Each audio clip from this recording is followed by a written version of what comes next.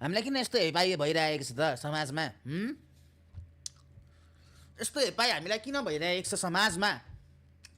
हामी त निर्दोष छौँ, हामीले त केही गरेको छैनौँ, तर किन सबैजना मानिसहरू हामीलाई खेदो परिरहेका छन्?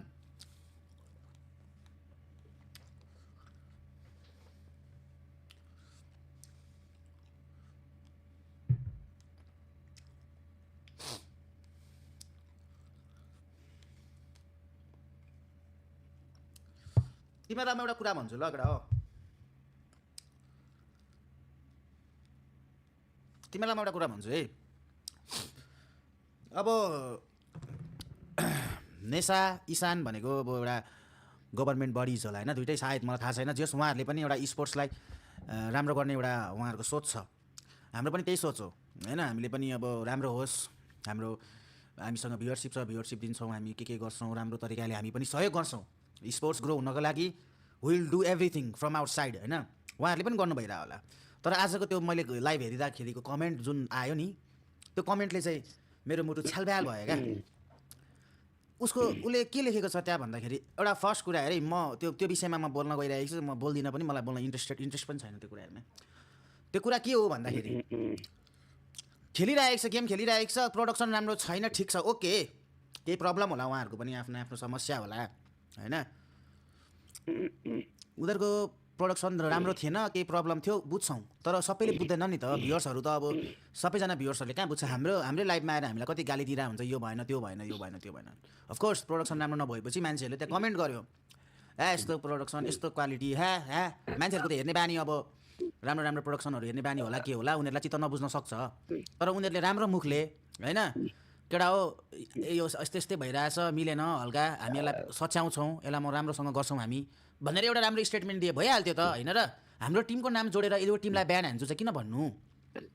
टिमले त केही गल्ती गरेको छैन त, मैले केही भनेको छुइनँ, म्यानेजरले केही भनेको छैन, प्लेयरले केही भनेको छैन, तर हाम्रो नाम जोडेर हो र स्पोर्ट्सलाई अब अर्कोचोटिदेखि बिहान हानिदिन्छु, यो त दादागिरी भयो, यो त सरासर दादागिरी भयो।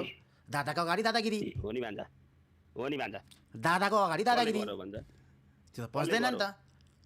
राजगिरी हुनुपर्ने ठाउँमा कसले दादागिरी गर्यो होइन त? राम्रो मुखले अफकोर्स होइन केटा हो, हामी खेलटटा, हामी जिस्किने आफ्नो ठाउँमा छ, राम्रो कुरा गर्ने मान्छेहरूलाई हामी सपोर्ट पनि गर्छौँ। कसले गरेको भान्जा? तपाईँ सुबाग्नु न, ओ भान्जा,